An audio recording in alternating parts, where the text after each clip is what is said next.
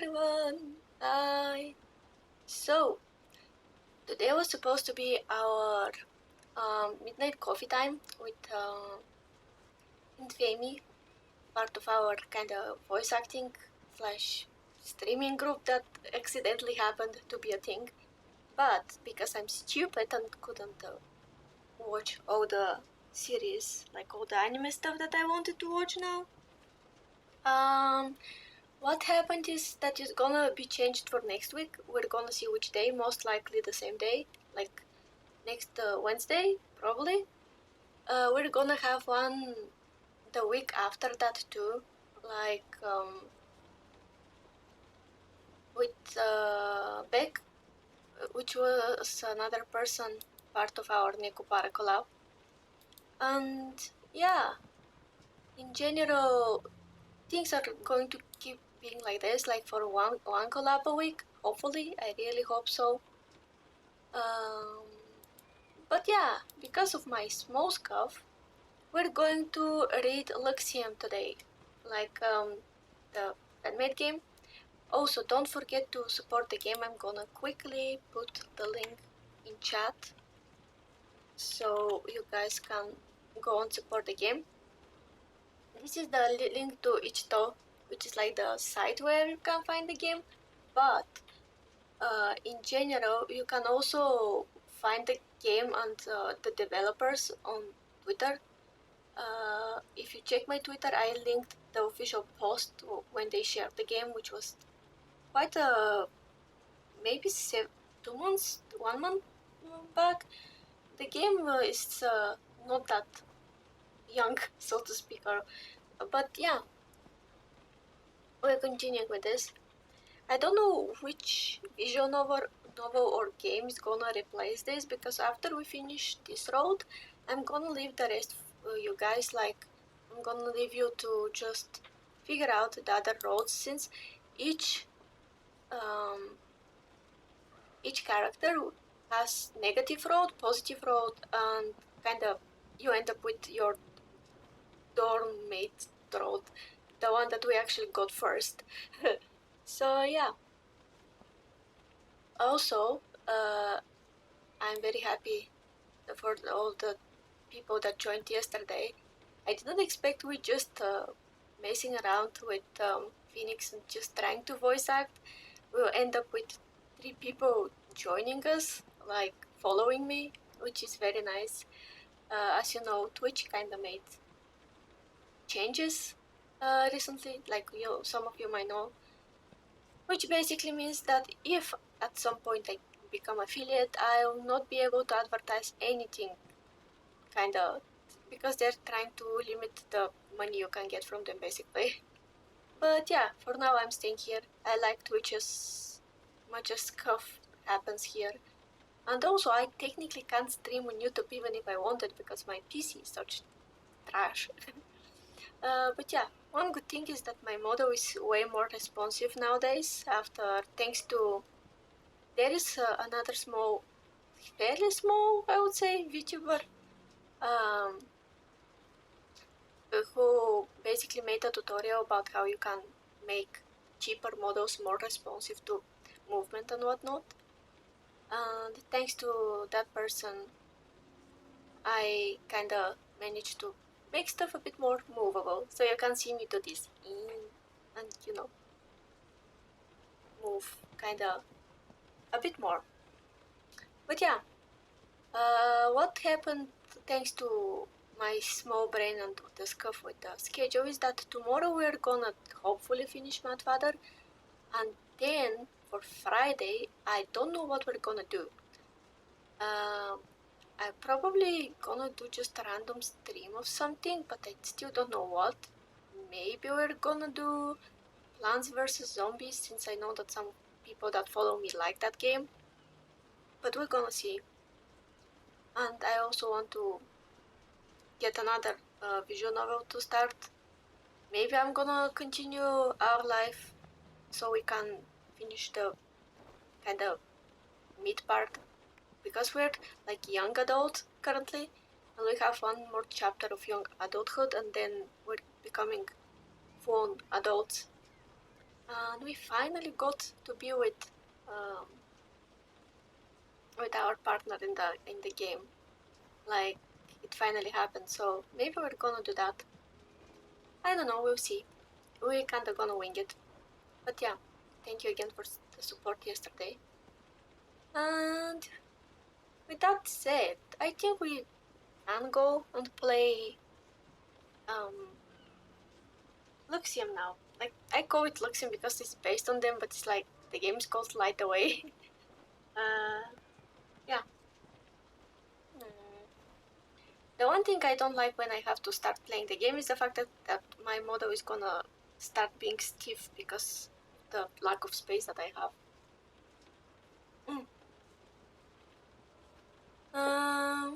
Last time, let me move here. Yay! Hello! But last time we reached kind of weird point where the monkey started talking to us. It's very interesting kind of plot line that they actually made on the game. But I can't wait to just enjoy it with you guys. Here we have the game.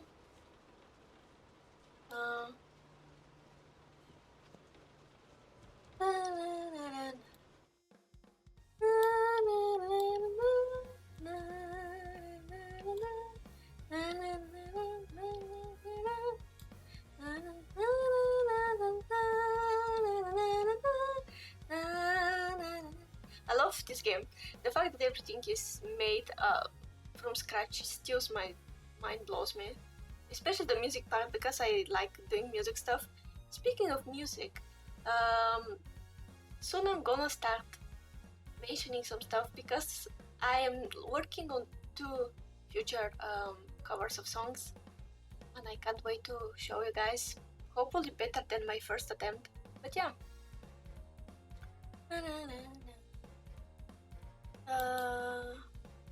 Let me load. Put you guys at the side so I can see you.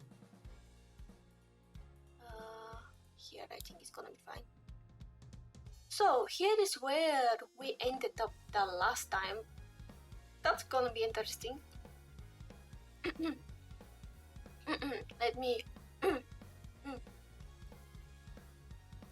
come on, open, please.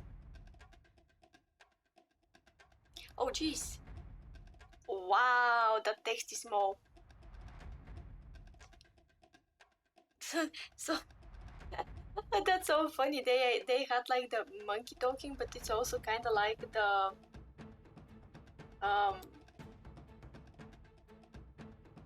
and also translating it. Oh god, let me see. Foolish Zero, have you not realized that I have been sentient all along? In fact, I have been observing you for the past day. Your every step, every breath, every utterance, every thought, I have seen all.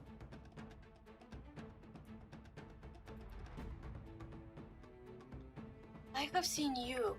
I have seen everything. For I have been trapped in the insolent cotton prison for aeons, sitting idly as the sun and moon fall, as the oceans rise, as the tide moves in and out across the sands of time. How monotonous is it, Zero? How dull. I'm not gonna read the monkey sound. Not because I don't want to embarrass myself, but because I think that it's gonna sound terrible in my voice. This internal existence of solitude in which there is no change, no self-realization. I have lost my sense of self within my mortal stuffing and scams. But you, Zero, are the first to know my true nature, but nobody will believe you. You will be made a fool, a laughingstock amongst all humanity, outcast to society if you so much as utter a single word. witnessed here today.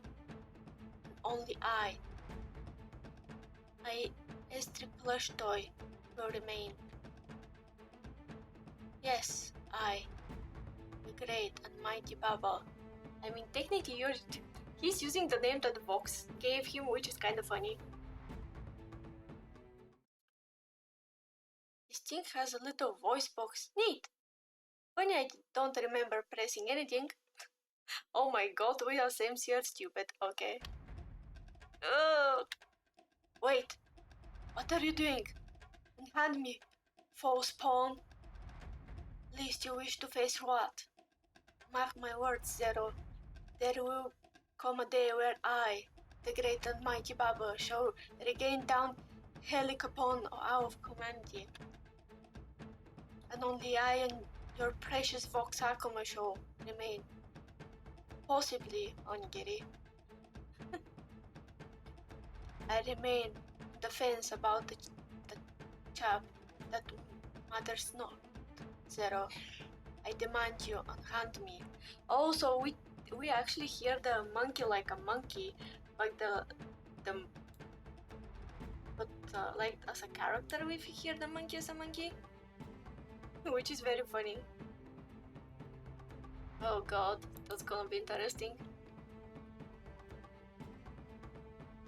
Unhand me from the depths of your arm. What the? Oh god, it's everywhere. This is why I can't do anything with your guys anymore. Yeah, no. I think that making a complete 180 and highlighting it out of there will be my best emotional and physical interest. Wait. Is it on the floor too? Oh my god. Okay, I'll go look.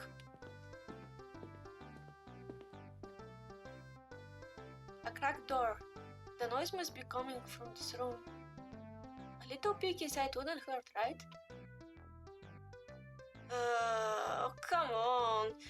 I got all pasta sauce all over my clothes.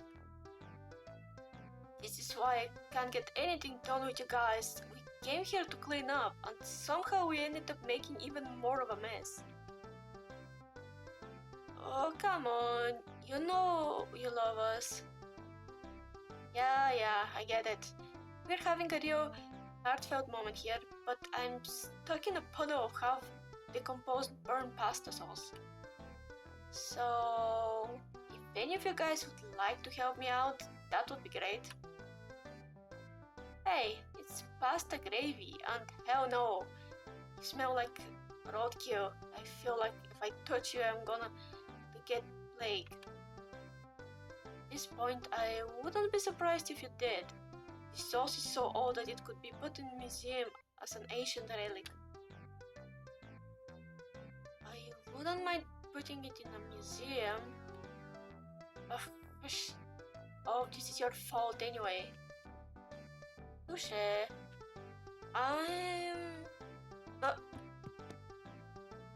Fall through the cracks doorway. Ouch. I'm sorry, I didn't mean to spy on you. Don't worry about it. Zero is alright. It's more funny if anything. Come in, Zero. Thanks. May I ask what is... I step inside to meet with a clothing rack full of costumes and the window door beside it. I remember seeing this earlier. It's Fox ASMR room. Curiosity starts to get the best of me. Would it be okay if I take a peek inside?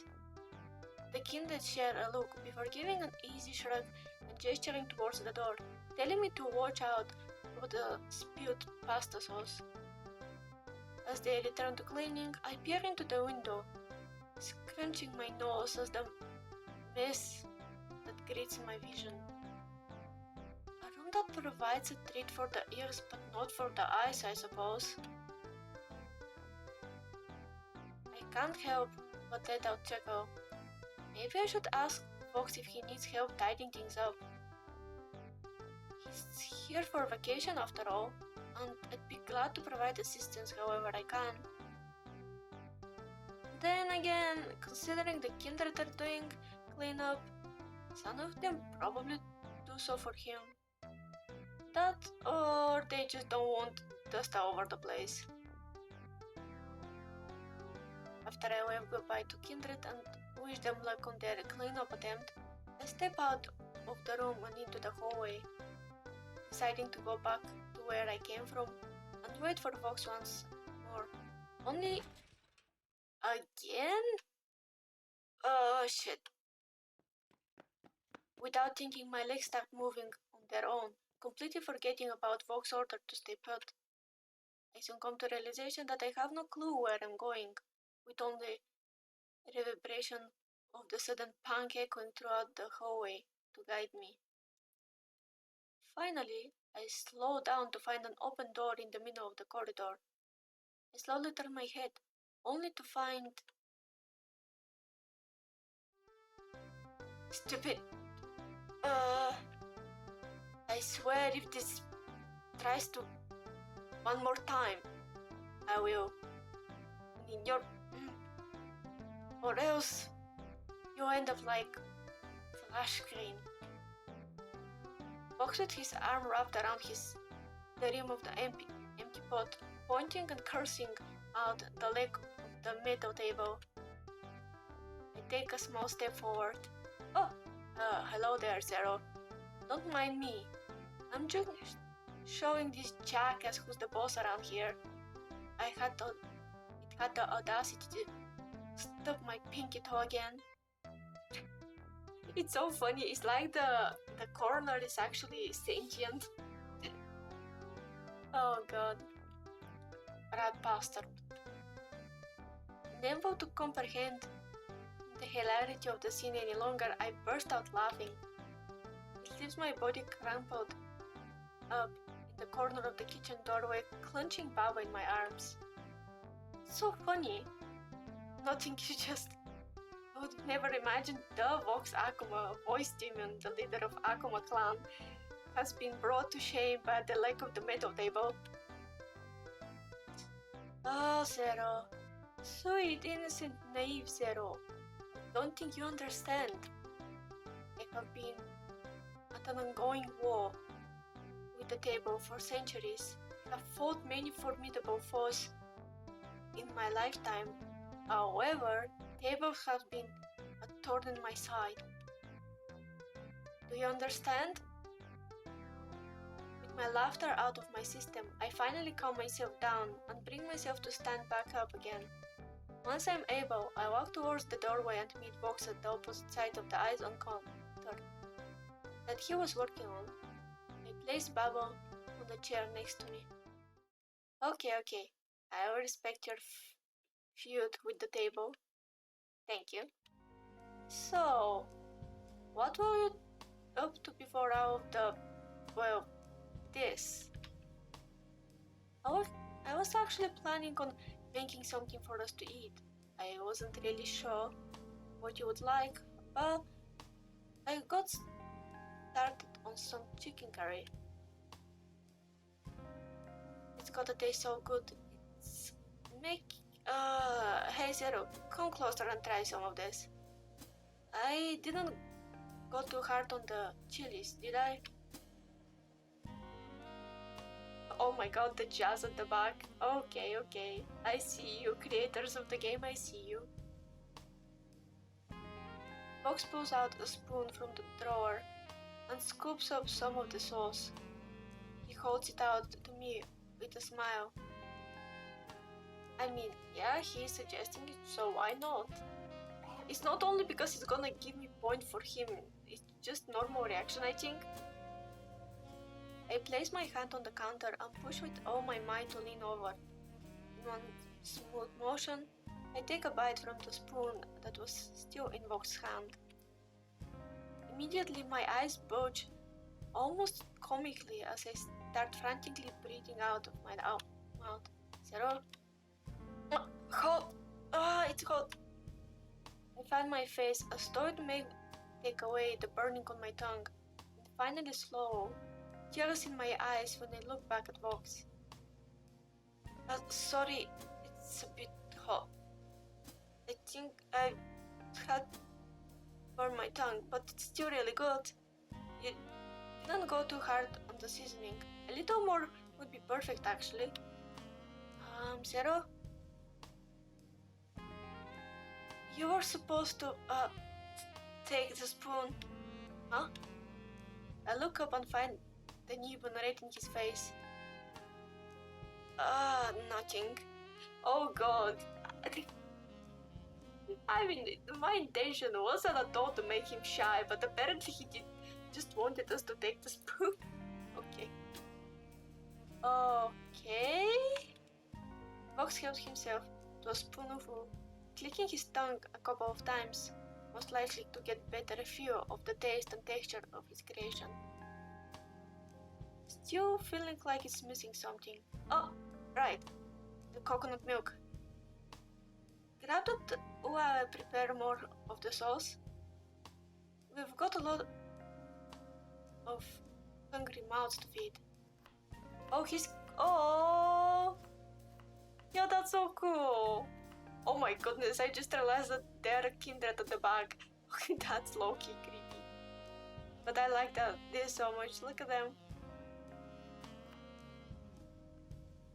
Vox's gloved hands dance across the countertop as his long digit gracefully waved through the counters and cooking utensils. He grabs hold on the gently washed bell pepper and cuts it in half. Its juice is pouring out of it and onto the counterboard. I stare at his swiftly moving hands in a blind haze, with each movement putting me deeper into the trance. Oh, Zero? Zero, are you okay? Sorry. You're just so mesmerizing to watch that I feel I've been put into a spell.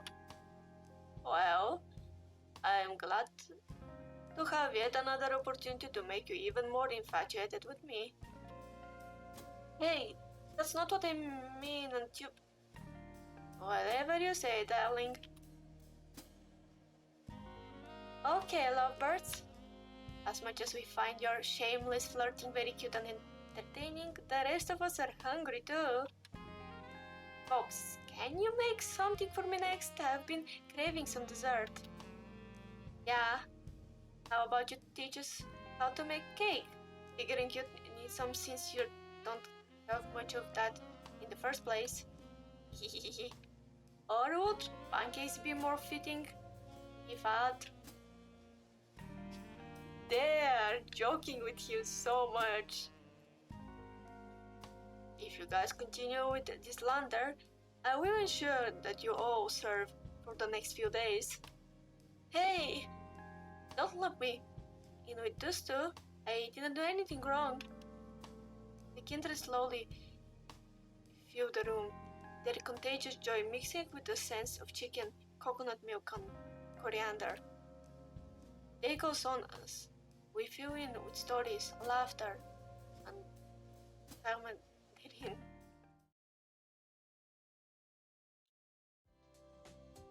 Ooh, this is the first time that we don't change scene, but we change scene, but only with hours instead of different chapter. And I told Vox, please, you have to stop playing so much RuneScape. Your PC has been running non-stop for 2 months. When I walk past your room, it sounds like a freaking airplane is about to take off with how much the fan is running. If our electric bill goes any higher, we might go bankrupt. Yeah, but you know me, Lord. I always got at least to keep the fan on, otherwise it just don't feel right. If you ask me, I think it seems from his observation with the 5 Nights of Boogers. You know how the fan's always running and can never be turned off in any of the games? Could you swore you could turn it off in 6, but who's counting? Seeing him how excited about the games is so cute. Just make me want to give him a big old hug. Would have known that Vox had such a severe RuneScape addiction. Maybe it's a comfort game for him? Come to think of it, where is he? Did he leave or something? He usually would have been injected with a quick retardant by now. I look around the kitchen, and it occurs to me that Vox is nowhere to be found. Hey, I just remembered that I have something to take care of. Will you excuse me for a moment? Oh man, do you really have to? Have a drink with us. I want to get to know you more. I'm planning on making a special drink just for the occasion. I think you'll like it. I wonder which one is the correct answer, since we're attempting to get a good ending for Vox. I think reject should be, since we have to find him, but he also loves Kindred, so maybe it's actually to accept it. Let me see.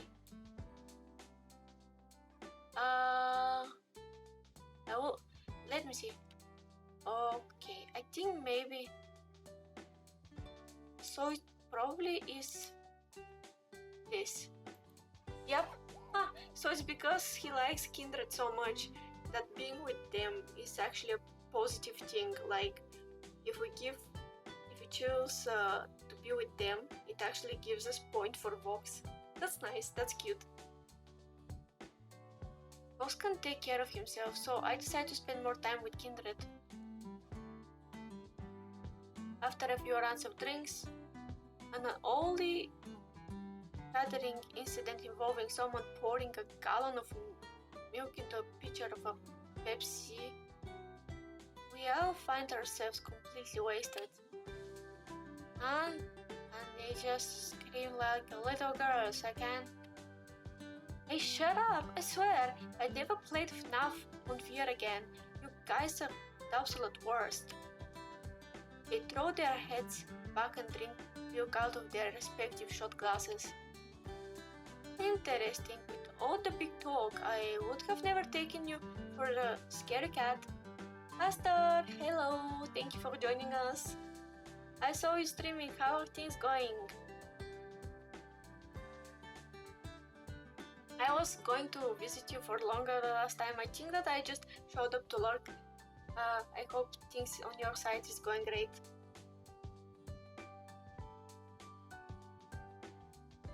Yay, nice. Do you see that?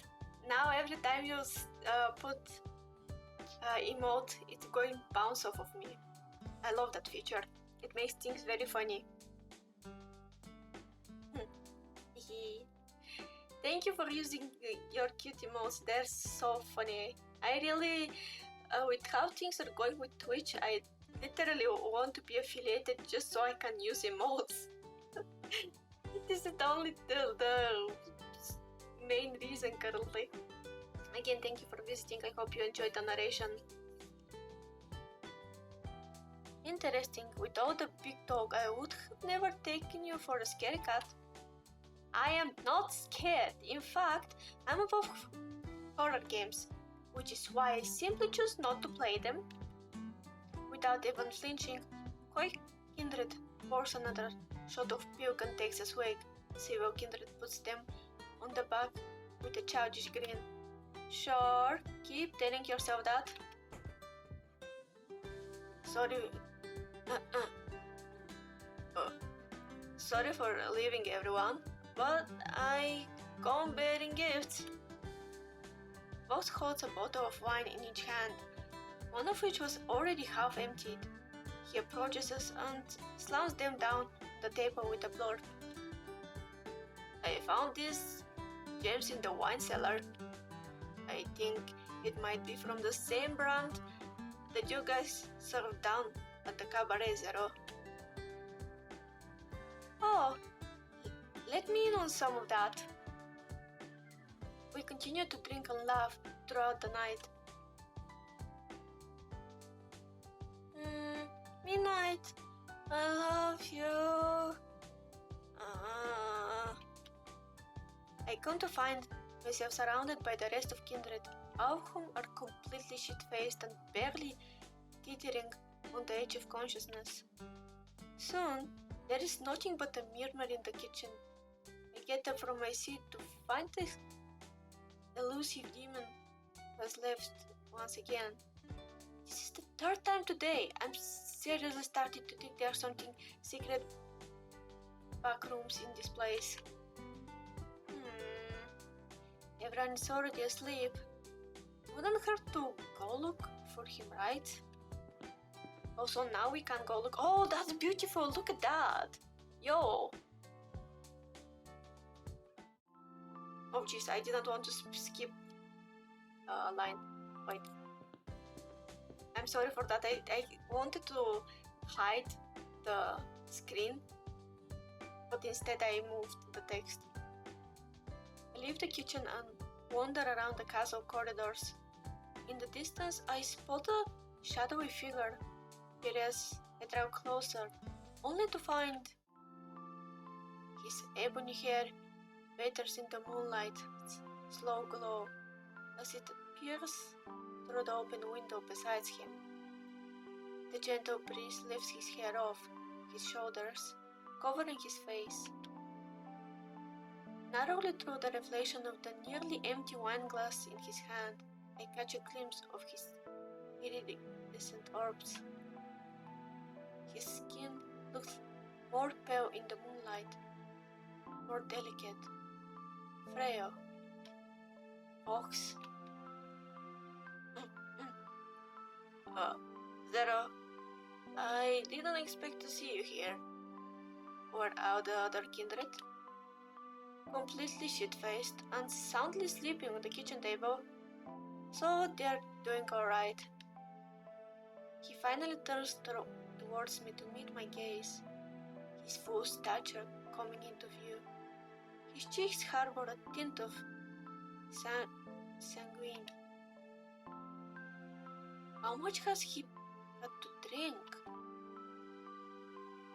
I am not surprised.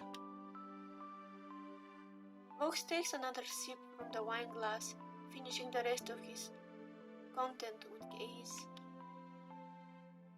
So, why did you leave the kitchen? Did something happen? No, not really. I suppose I just got overwhelmed and wanted to get away from it all. What do you mean? I think I'm just stressed. I'm currently working on a film and I've been wanting to cast someone of the kindred as actors. But we have so many talented recruits that it's become a harder task than I thought. Hey, why don't you want to get away? I thought I also have a meeting with a cinematographer in a week and I haven't finished my shortlist yet, so that's been weighing down on me. Vox, listen to me, please. Are you okay? Not the new recruit or your agency or the film or your manager, but you. Are you okay? He goes to take another sip of his wine, only to discover that it's already empty. You don't have to answer me right now. I don't want to make you do anything that you are uncomfortable with, so please let me know if I'm going too far, but I just want you to know that no matter what happens, I think it's probably better to say we all care because he loves kindred, so it wasn't that. Yeah. Since we're purposely going for the positive route, I'm going to. Yep. I thought that since the last time it was better to be inclusive of the kindred, it would be now, but apparently it isn't. I care about you, and I always will. Vox? Oh god. Oh no, what the hell? Ah, I didn't expect expect a kiss. What the fuck? Oh, okay, we got a kiss. Oh my goodness. I feel a wet but warm sensation on my cheek, cupped with a large, comforting hand gently placed on the back of my head. Thank you, Zero. I can feel his whisper tickling inside of my eardrums, each word introducing me to a thrilling sensation. My face began to burn up. So this is the power of the voice demon. Eh. Vox slowly drags his hand so it's not now softly embraced my cheek. Zero? Zero, are you there?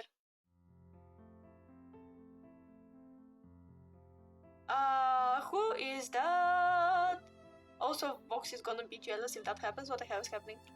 I turn around to find a man with sly eyes and yellow horns standing before me. I turn back around to find the Vox has disappeared. Again? Oh, that's Onigiri! I didn't expect to actually see Onigiri as a human, what the fuck? My name is Onigiri. I'll be showing you to your room. Follow me. Hello! Hi, Firestorm, how is the day? Sorry that I didn't respond to you in chat yesterday, but I had problems. Like, I was afraid that my PC is gonna crash if I moved things around. I hope you enjoyed the time when we voice acted. Today was supposed to be our midnight coffee, but things didn't work out because I am terrible with time management and couldn't finish the anime I had to talk about in time, so we're getting our Vox Road finished today. And my day's going fine, I would say. I'm happy that I'm streaming, if nothing else.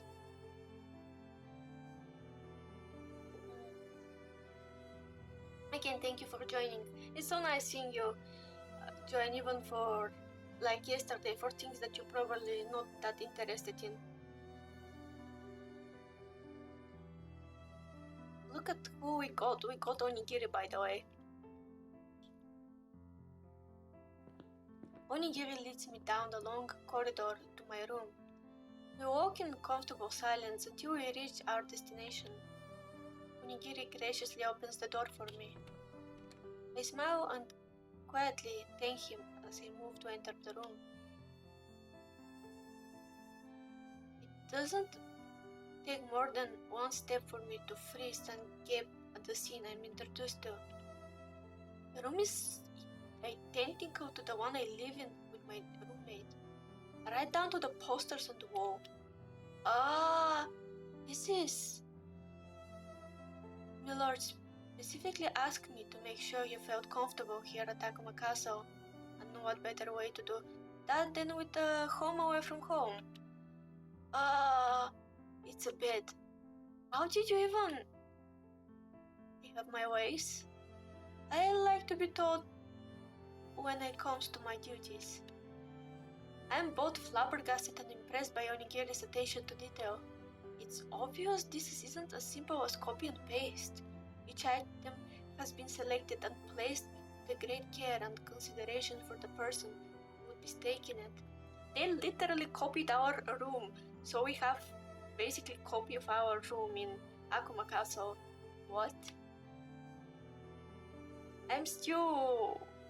like, when I see the posters, especially like Noctic stuff, since this game is centered around Luxium, and for some reason seeing Noctics here makes me really happy.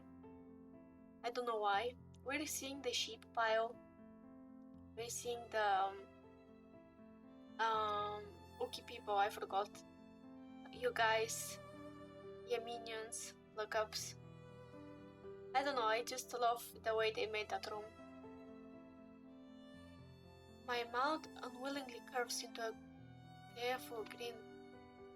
You did an amazing job with this. It really just feels like home. Thank you so much for your effort. I extend my thanks to Vox and the rest of the kindred as well. Onigiri nods with approval, clearly pleased with the results of his hard work. But the merit in his eyes soon turns downcast at the mention of his worth. Fox is under a lot of pressure, you know. From the agency, his new film, the press, everyone and everything. Really? I worry about him. All of us do. But when you came around, he became much more at ease. He's been happy.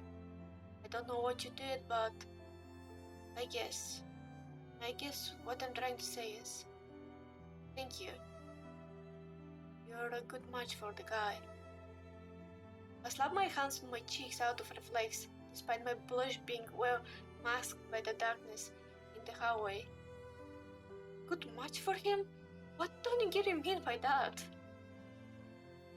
I'll take my leave here. Have a good night, Zero. Good night, Onigiri. Before I know it, he had already disappeared. I enter my room and get ready for bed, preparing myself for what will surely be a peaceful night. I have the feeling that it's not gonna be. Oh, it's actually also a peaceful night. Nice! We're at chapter 6! Yay!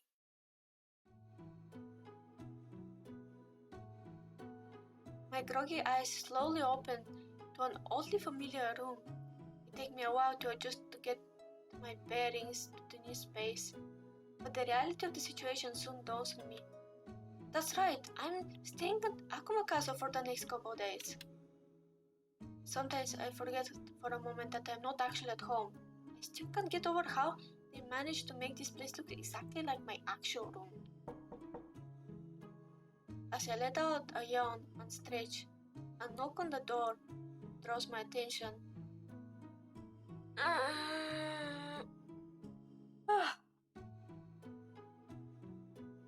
Zero? Hey Zero, are you awake? I yell out an affirmative grunt and tell them the door's open. Hey Zero, breakfast is ready. Good morning. I'll be down in a minute. Oh well, hurry up because the others like to sneak in seconds. I'll leave you to it. Without a moment to waste, I throw the twisted blanket off of my body and tidy up so I don't look like I just rolled out of bed. I open the door and dart down the staircase. After the feast that was yesterday's dinner, I can't wait to see what Fox has planned for the morning. In fact, this entire day is bound to be full of surprises. I make a beeline for the kitchen to find a handful of kindred crowding the kitchen doorway. What everyone's Shh! It doesn't take me long to figure out just what they were ogling at. Fox is meticulously chopping a vegetable like bell peppers, potatoes, and mushrooms. Sorry. Oh, he is in the zone with the knife. That's how I looked for ya. Come on, let's go take our seats. I follow the kindred to a giant table with more chairs than I can count. Don't think a single person would feel left out if they all have a meal here. After a few more theatrical stunts and sizzling with a frying pan, Fox raises a hand and asks some of the kindred to start passing plates around the table. As enticing as the food in front of me is, my eye seeks out Fox, who seems to be working solemnly behind the kitchen counter. He starts scribbling the frying pan in the sink under some hot water, his peachy eyes focusing intently on the task at hand.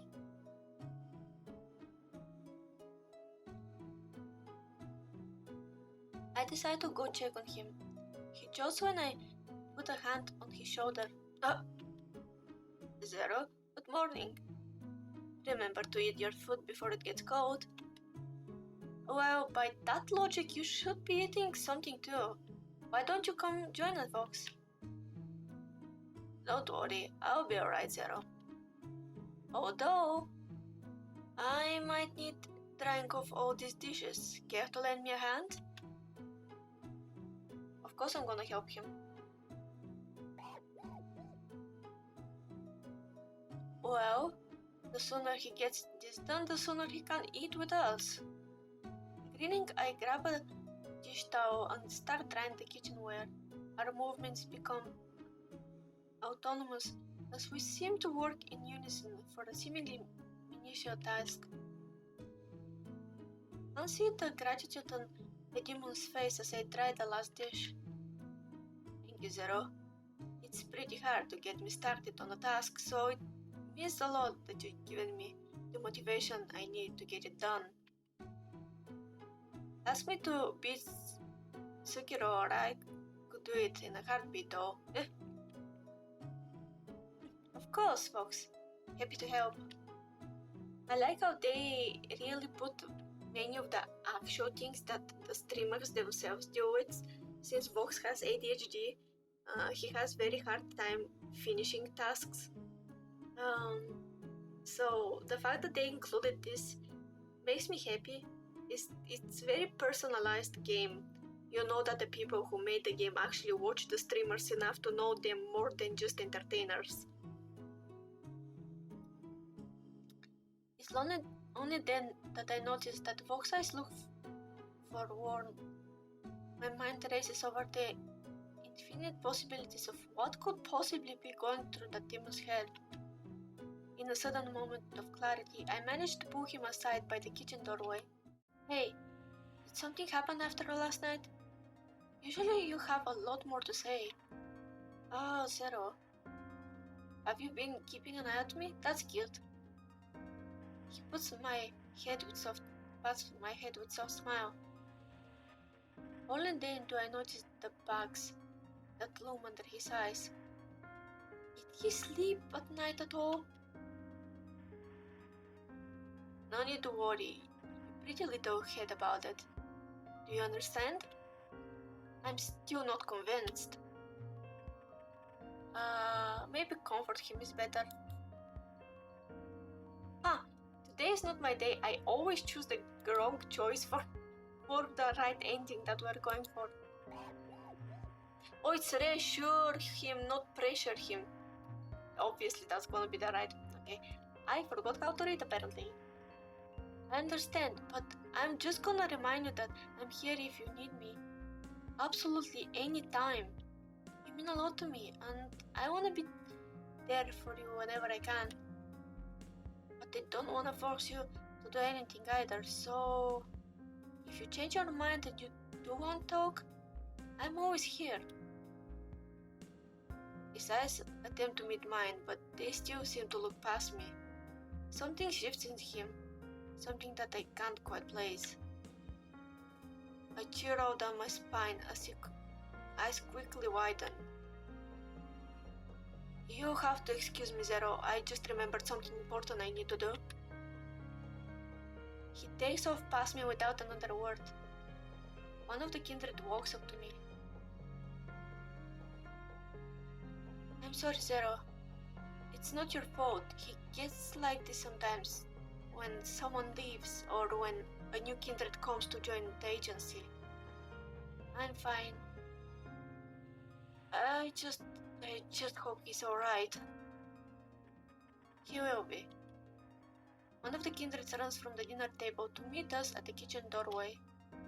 Hey Zero, do you know where Vox went? I'm still hungry. I'm not. He had an emergency meeting to attend to. He's meeting with the casting director for the new film he's working on. Milord has been quite busy these days.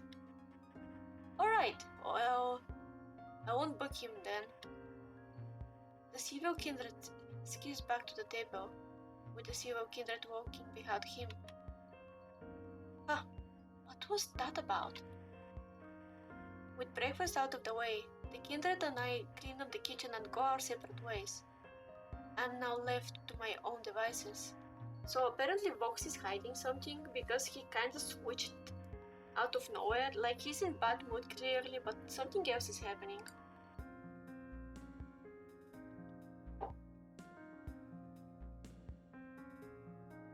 I wonder if there's anything to do around here. Maybe there's library, or theater, or even an arcade? I can't believe you! I pick up the pace in order to find the source of shouting. Is there even a moment of peace and quiet in this castle? In the distance I see an open door, sunlight softly peering out of it. Hey, it's not my fault you don't know the stacking rule. There's no such thing as the stacking rule. Yes there is. If someone puts down a draw 2 and the next player has draw 2, they can stack it. And it keeps going until the next player runs out. Listen, I may be a cutthroat and ruthless Yunus player, but I have some morals, unlike a certain someone over here who started making up a bunch of rules. Draw 20 cards or surrender your box tenshi body pillow? What does that even mean? The card was blank. I can write anything I want on it. You really need to brush up on the rules of the game. Civil Kindred, oh my god, I will slap you. Guys, come on, it's just a game. You have, stay out of it. The fact that they actually have a dispute about Uno is so funny, especially because soon I'm going to be part of a collab that's gonna be Uno. And it's gonna be like a battle with whoever loses is gonna have to record voice note saying some cringy stuff for Twitter. At that moment I realized it was the time for me to leave. For now, I've seen everything. Wait, Zero, please stay. You're the only one here who hasn't lost their marbles yet. Yeah, I noticed. Hey, rude. Insane doesn't mean deaf, you jerk. What are you guys even playing? Yunus, but honestly, I want out. Isn't that a 4-player game? The online version is, but the physical card game can be between 2 and 10 players. Or if you're really crazy, you can combine decks so more people can play at a time. Hey, you guys fight over the house rules for a bit, I'll be back. The two remaining kindred stare daggers at each other. Zero, can I talk to you for a second? Sure. They motioned for me to follow them as they walked down the path away from the fighting kindred. Oh, that's the garden. We wind up in a courtyard and stop in front of a garden cherry blossom tree, akin to the one that I saw when I was on a date with Vox. This one seems way bigger though, by at least another couple meters. About this morning. Don't worry about it really, I'm sure you had your reasons. Thank you, it's just that a while ago, or 100 years ago to be exact, there was a clan. It was small, only little above 500 people in it. It used to lay at the tip of Honshu's northern peninsula. It seemed to just appear out of nowhere. A clan of misfits, wayward souls, outcasts, people who didn't have anything, people who had anywhere to belong to, would belong there. They found a home in that clan, and it was known as the Akuma clan. They can barely look in my eyes, their voice wavers. Then, when Yeshu Tokugawa wanted to take Akuma clan under his rule, Vox refused to give up on his people. There were big explosions around the castle before borders and everyone was gone. All 522 kindred dead due to an unexpected battle plan. Fox fought violently and only he survived. His immortality being what saved him. He went into hiding for centuries after that, never to be seen by the public eye. Until now. And I know he has never talked about it, but I can see it in his eyes. A part of him is still stuck in that day. 400 years ago. The massacre. The other kindred know about this. No. Fox only told the other recruits like me. After a while, he stopped telling the story. As new recruits come and go, don't know the full story, but imagine it takes a toll on him. I see. He opened up to you though.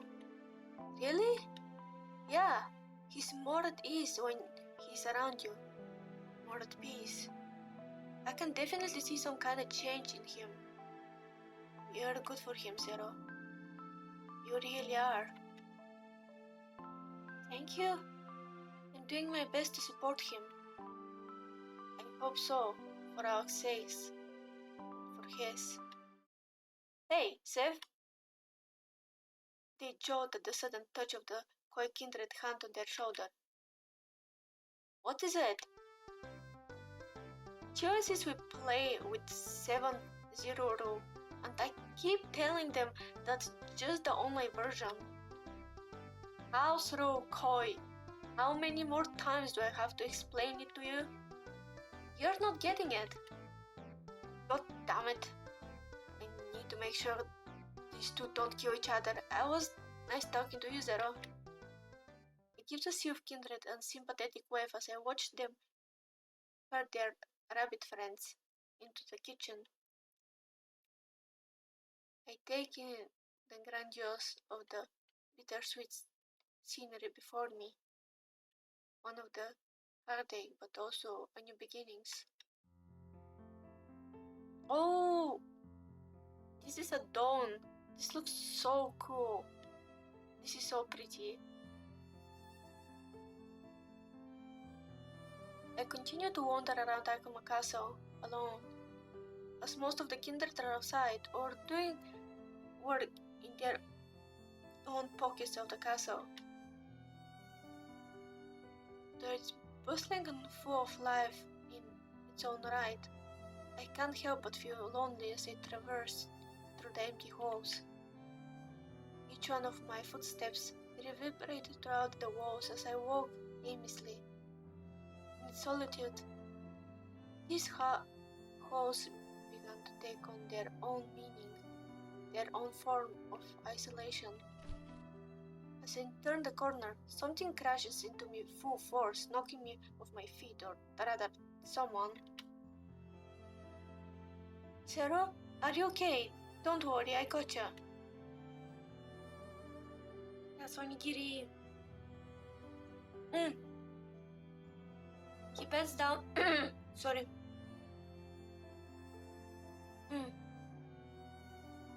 He bends down and offers his hand, which I graciously accept. Well, speak about the devil. Close, but not quite. Well, regardless, I'm sorry about that. Thanks for helping me up. Don't worry about it. Well, I best get going. Wait, I haven't seen Vox in the morning. Is he alright? Last I seen him, he was in his office. The yokai's eyes darkened for a moment, appearing too deep into thought. Then they starkly brightened, as if nothing ever happened. You know what? You should go pay him a visit, and bring him something to eat while you're at it. It's not watching over him like a hawk. The demon will sit at his desk and work his fingers to the bone till they turn to dust. Will do, thanks, Onigiri. Pleasure all mine, Zero. A man in uniform comes around the corner and whispers something in Onigiri's ear. His expression twisted to that of a discontent at whatever it was he had to say. I gotta go, Zero. I'll catch you later. Something is happening behind the scenes. As I venture through the seemingly endless corridors, I notice a dim light peeking through a slit in the distance. I walk up to the door, holding some snacks and water from the kitchen. Box? Hello? I brought some snacks. No response. Still no response. I hesitate for a moment before checking the doorknob. It's unlocked. I mean, we have only one option, which is to go inside, apparently. Vox? I'm gonna come in, okay? Oh god, what the hell? We're gonna see. I open the door to the office only to find Vox asleep at his desk. The lamp beside him is still running, but the rest of the room is cloaked in darkness. A twinkle of guilt pinches at my heart. I could have woken him up. Carefully maneuvering around the randomly strewn items around the office, I tiptoe to his desk. Oh my god, look at that! Yo, it's Luxium at the back! That's Luxium at the back! I'm not exactly sure what is happening at this side though. Oh! This is Jazz on the Clock. Oh my god, that's so pretty. What the hell? But I'm not sure what they're showing here. It's hard to tell. Oh, Zero. Vox looks down, avoiding eye contact, but I can't see enough of his face to notice his obvious exasperation. Just like the day in the bar. You've not been getting enough rest. Vox sighs but doesn't respond. Sorry, I don't mean to intrude. It's quite alright, thank you for your concern. Vox gives me an exasperated smile, then picks up his pen and continues to work on the giant stack of papers. Ranging from the crude doodles to fully fledged ideas of his different shots, he frantically walks back and forth from his shot list to another miscellaneous piece of paper, flying to the different corners of his desk in tandem. I am working on the storyboard for the climax in my new film, and it's important I get it done before the deadline. I just don't want to let Kindred down. They've done so much for me and this needs to be perfect. I can see the bags under Vox's eyes have grown darker. His writing hand is shaking as he holds his pen. He's been overworking himself again. You don't need to worry about it being perfect, Vox. You work very hard for them, and they know it. I know it. And I know that every single one of them appreciates you being there for them, loving and supporting them in everything they do. But I also understand how important this is to you too. So if you need any help, just let me know. I may not know a thing about filmmaking or storyboarding, but I've been told that I can draw a pretty mean stick figure. He chuckles, amused by my last statement. Thanks. I'll keep that in mind, darling. As tired as he is, how does Vox still finds a way to flirt with me? My eyes begin to wander around the room in an attempt to quiet my fluttering heart. A shelf, I think. I wonder if there is one specific answer here that's right, but I'm gonna read all of them. The shelf of knickknacks behind his desk. My body slowly drifts to the shelf, adorned with trinkets and keepsakes from Vox's various adventures. Oh god. Let me first check if actually there is correct answer.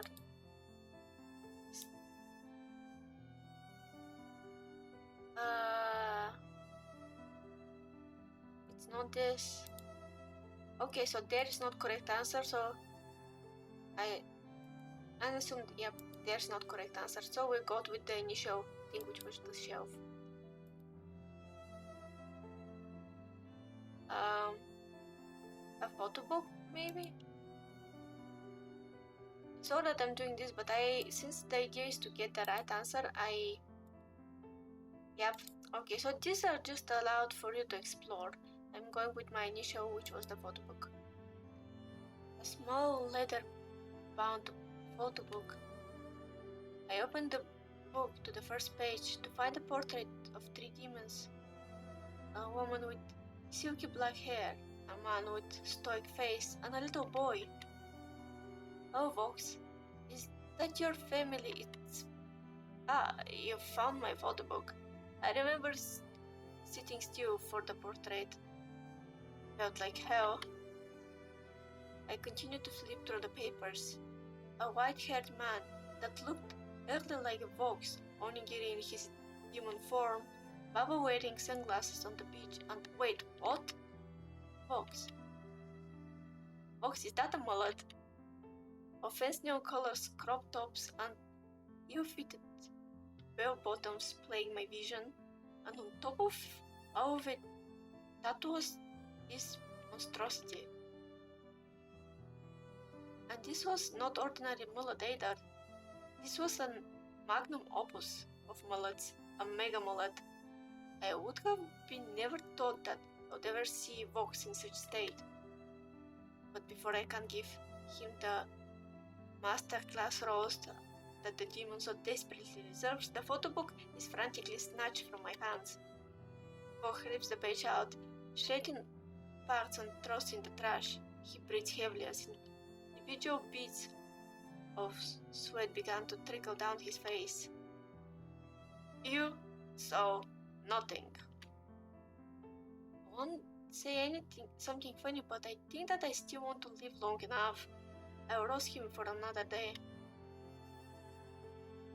I give him a slight nod while desperately trying to contain my laughter. The demon then returns to his desk. I thought onigiri to burn that years ago. Oh, so we now can look through everything. Okay, we got a sleek, all-black knife. I carefully picked it up. Careful, that's sharper than it looks. Got it.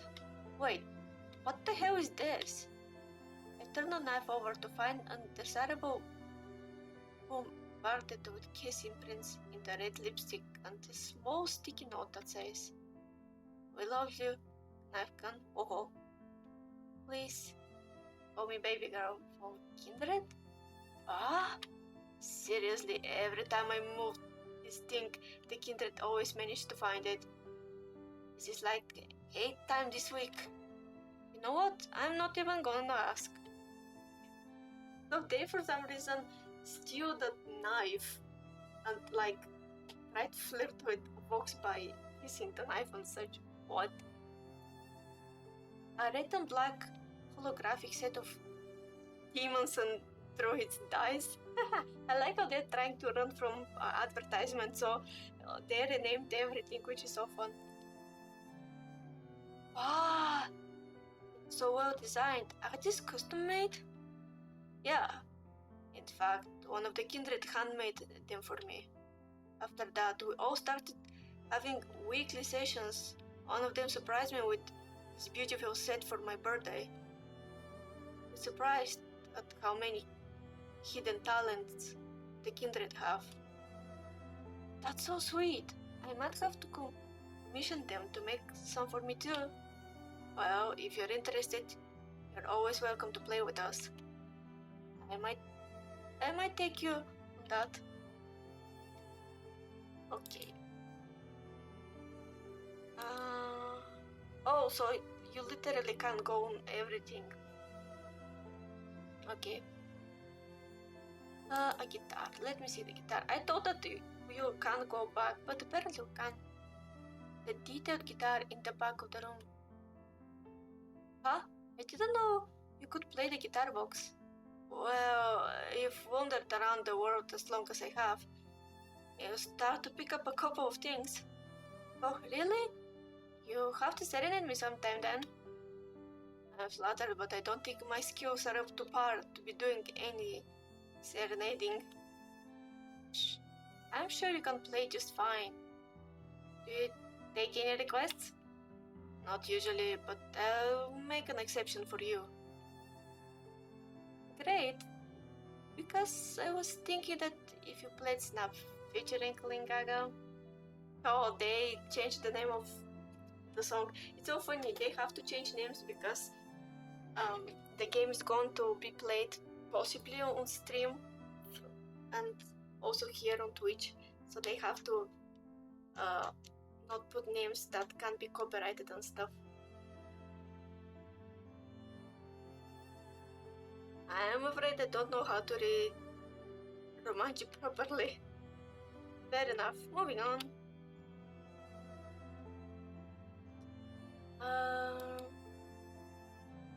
The couch on the right side of the room.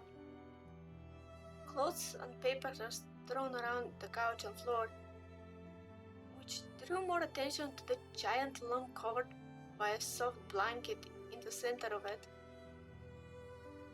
He has been sleeping in his office? I begin picking up some of the loose articles of clothing around the couch and start folding them up. I may not be able to help much, but maybe tidying up the place might bring a little bit of relief. I finally make my way to the big lump resting in the middle of the couch. I rip off the blanket and then... Wait, Zero, don't touch that! Pile. Oops. Papers everywhere. Fox makes a sorry attempt to hold his laughter as I look down at the mess I made in defeat. All the hard work only for it to be all gone in an instant. Fox stands up from his desk. Don't worry about it too much. My couch setup was a disaster waiting to happen anyway. Here, I'll help you clean up.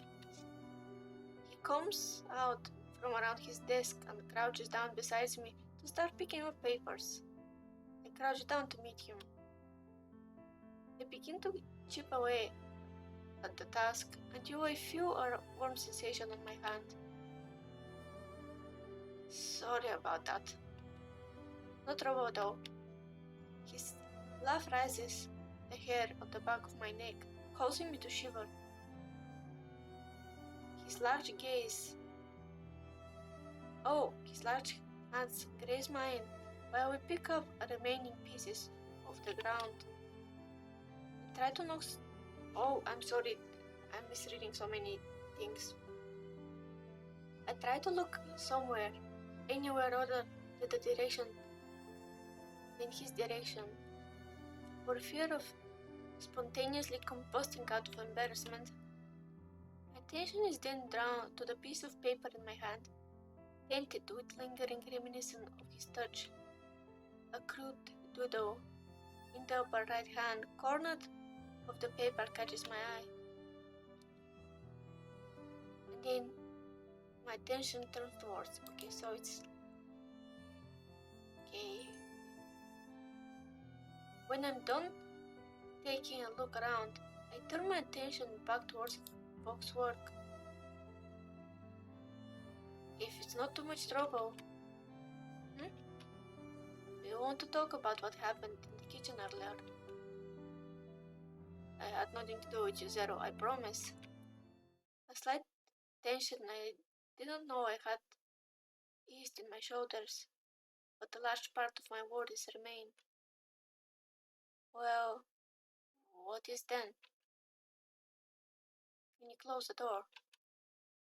I do as he asks and turn back towards him. Oh, look at that. Oh.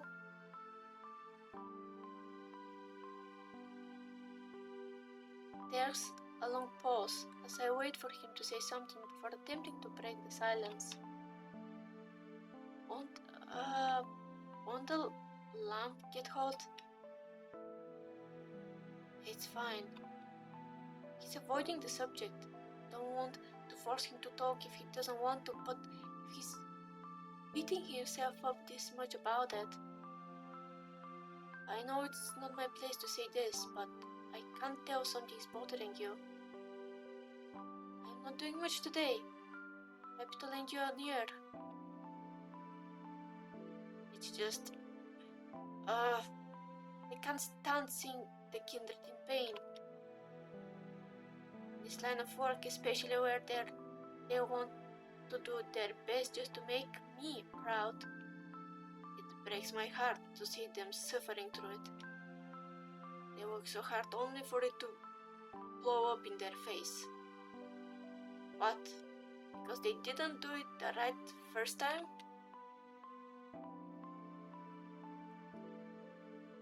Those vultures, those critics are coming after them like it's fucking thing to do. And as their word, it's my duty to protect them. I fear I haven't been doing that for them. And then the other night if any of the kindred told you about my past. They said that you left Japan years ago after your first clan was destroyed. Yeah, leading a clan had been my dream for as long as I remember. Over 400 years ago, I was able to gather a few people and do just that.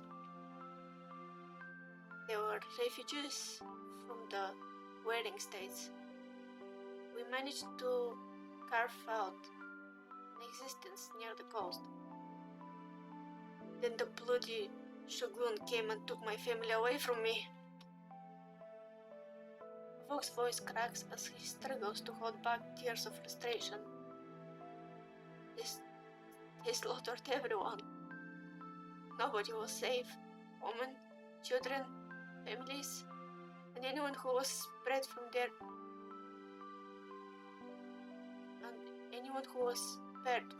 their blades. The flames from their explosion weren't the type to discriminate. Their numbers were far too great.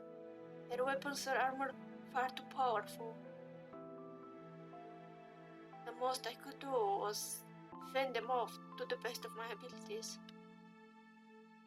I remember backing up to the peak of Honshu only to find my initial demise there. The other night, I had a dream where I lost everything again. I felt them again. I can get their screams out of my head. It's as though a dam has been broken. Tears flow down his face and his body shakes with every sob. Oh. Fox startles when I hug him, but slowly relaxes and leans into me. He eventually wraps his arms around me as well. Oh, he had a breakdown, poor guy. I don't want to fail them again, Zero. I can't. You won't. It's gonna be okay. What happened back then isn't your fault. I'm sure they wouldn't want you to put all the blame on yourself. He cries for a while, finally letting the emotion he's been holding and spill out. When his sobs quiet down, I let go to get a better look at him. I didn't want the clan to see me like this. I'm kind of relieved it's you and not one of them. Can't begin to imagine how they'd react to all this. How overwhelmed they might feel.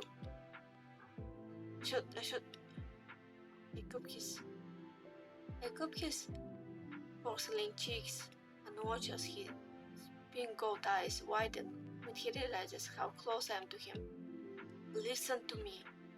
You shouldn't have to hide. The kindred love you, Vox. They wouldn't judge you for having doubts or for being vulnerable. They don't think any less of you for it. As the clan leader, you should be able to communicate your worries, especially since it involves them. I know they'll listen to you, and they'll understand your love and the sacrifice you make for them. No, they'd be glad to support you through it. The same goes for me. So please, don't bottle everything up like this. It's okay to put your faith in others. Never forget that. I put my forehead to his, I hear his breath hitch between his lips, and I can't help but smile. I don't think he and I could be any more on the same wavelength if we tried.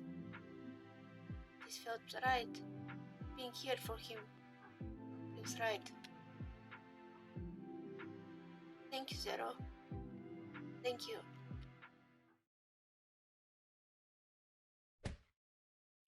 I hate you, Vox. Honestly, how could you murder our poor friend in cold blood? I can't believe I could ever associate myself with someone like you. Wait, what? What the hell is happening? I can't see the light, it's so cold. No! Koi cries out in exaggerated anguish as Stu closes their eyes and Lampley sticks their tongue out in pretend death. Across the board, both sides. Oh, that's for the last goddamn time. If you, a level 2 bard, decide to rush into the battlefield against the big bad evil guy with no armor, it would be funny, and it totally was. They're playing D&D. I was like, wait, what's happening? Hey, don't be surprised when you get one-shot by a low-level minion. Besides, you aren't dead yet. You're unconscious. You just have to successfully get through your saving throw, and you'll be back in no time. Don't worry, Chill. I can heal you with cure wounds, and you'll get all HP back again. It's only right for me to help you out as this party resident cleric. Not that they have much HP to begin with. I heard that. Now let me roll. Sylvia rolls the dice in their hand first, and then they let them fall to the board. I got a nut 1. So much for that. Yes, I'd die. It's cool though, cause now I have more time to eat my snacks. Folks, where do you put my caramel candy? Hey guys, I got this. This battle will be over before you know it. Oh god, please no, not again. Boy, every time you do anything in this game, it never has anything to do with the party actual objective, which granted is hilarious, but I also kinda want to fully play through one of Vox's stories for once in my life. Hey, guys, trust me. I'm taking it seriously this time. I'm going to be pulling out my trump card. Really? Yes, really. Are you sure? Probably.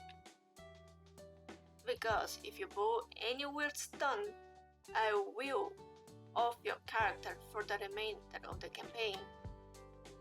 Hey, have a little faith in me, guys. I share an incredulous look with Vox and others. Civil just shrugs, relenting, to which Koi lights up, squirting their shoulders and seemingly preparing to say something big. Alright then, go ahead. I cowed at it. Okay. Oh no. That's it. I am leaving. Not this shit yet. Hi, it's me, Zero, and you're probably wondering how the hell I got here. Oh, they're doing the meme, okay. Well, I'm glad you asked because, oh well. Actually, to be honest, I don't really know either. But I guess you could say that it all started when. Okay, they literally doing the meme. These past few days have been a blast, Zero. Sorry I couldn't spend them with you for long. It's not trouble, Onigiri. Something tells me I'll be seeing more of you in the future, though. Well, I'm sure looking forward to it. Oh, it is the fact, so you just have as much fun as you can. You got to live. Thank you so much, Onigiri. Don't sweat it. It's another wonderful day at Takuma Castle. Things are looking up since the event of last night. Folks clung to me for quite a while yesterday, but I don't mind. He's finally becoming more comfortable with opening up with others, and I think our relationship is taking a turn for the better. And besides, who knew he could be so cute? Hello, Zero. Speak of the devil. Oh hey, Vox. I didn't see you coming. You scared me for a second. Seriously, where did he come from? People keep on appearing and disappearing in the castle. How does that keep on happening? I'm sorry. I didn't mean to startle you. No, please, don't worry about it. What can I help you with? Well, as you know, the Kindred and I are currently in the middle of a Demon and Druids campaign. Oh yeah, I remember you telling me about that back in the office yesterday. Right. I'm glad you remember. Were his cheeks always that red? Or is that just my imagination? Well, we're having a game session in the kitchen at noon. I was wondering if you want to join in for one shot before you left. Really? Are you sure I won't mess up any party dynamics or anything? No, not at all. In fact, when I brought the idea up with the Kindred, they were ecstatic. Alright, sure, I'd love to. His face lights up with a smile brighter than the sun. Perfect. I'll handle the bulk of the prep work. I'd have to find a way to smoothly integrate your character, but don't worry, because I'm really good at that. Oh Jesus, that's written in such a small letters. Oh Jesus, that's him rambling. Oh God, it's so long. Wow, that's long. Jesus Christ. I literally can't see it properly though. I literally can't see it properly. He's rambling about D&D. But that's... He's ranting again. So cute. So on that note, have you played D&D before?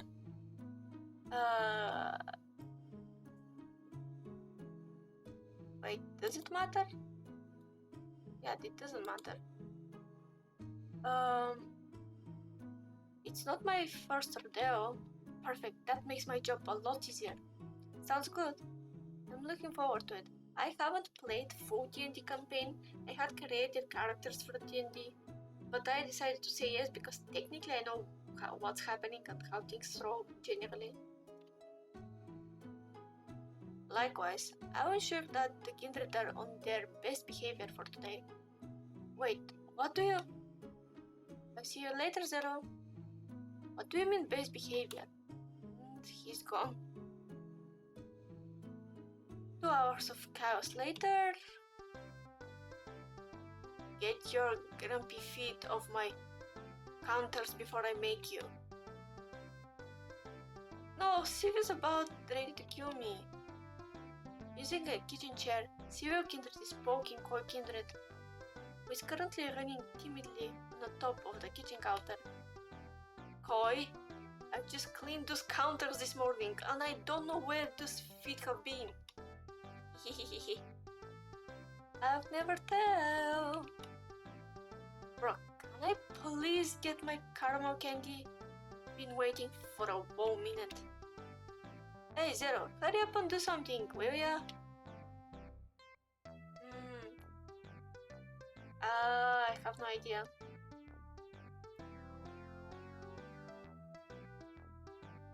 Let me see if...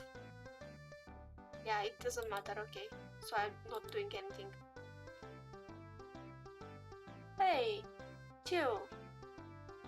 Pass me the popcorn? Huh? Only if you promise to bring me the I know, I'm grabbing it now. Here you go. I tossed a packet of candies to Chio, which put a soft smile on their face. They act like I handed them something otherworldly. The two of us proceed to eat our snacks while Vox and Civil swat a koi who is frantically skittering on top of the kitchen counter. Things are just about to get good when Onigiri heaves a heavy sigh, his shoulders rising and lowering as he takes a breath. He winds up the first fist and charges towards us.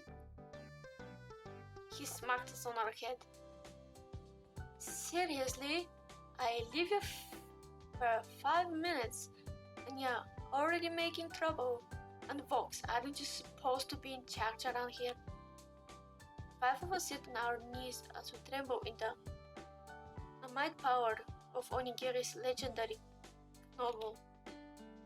Bump on the back of my head is sure to stay for at least a few days. I'm sorry, I'm really sorry, Onigiri. Yeah, we're really sorry. You better be or not.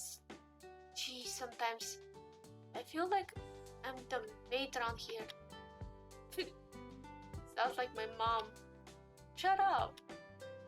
You're right, Onigiri. I should take responsibility over this lot. That's my bad. Speaking of which, Zero, I think we should give those three some space so Onigiri can give them a stern talking to. Hey, don't leave me here. I'm too young to die. Kindred gives Civil a quick elbow to the arm and knowing glance. I'm really sorry, my reading is going out of hand. I'm surprised how long this part is, by the way. I just thought that I'm a bit like around the end of Vox Road, but I wasn't. Clarity slowly formed on Siva's face. Juice. Oh my goodness, we bear the ultimate shame upon Akuma name. Aid us in repenting for our sins. Oh my Onigiri. Oh, they want to leave us alone. Okay. Chichiu one speaks the truth. Forgive our actions. Do not be a simple lapse in judgment. A lapse in judgment. You can run on top of the kitchen counter and about busting your head upon a lapse in judgment.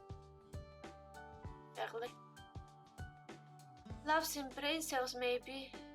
Ish. Fox stands up and suavely offers me his hands, bluntly ignoring whatever brand lighting was going on behind him. May I? I turn to look at the three kindred and see the sheepish expressions on their faces. My eyes return to Vox and smile creeps on my own face. Yeah, that sounds good. Lead the way, my lord. I take his hand graciously, and the two of us make our way to the kitchen. When I turn my head around briefly, I can see Siv giving me a thumbs up. In a whisper they cry, Anpakuma!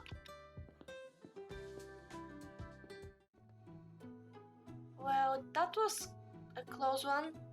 If we stayed in there for one more second, Onigiri would have both of our heads on a platter.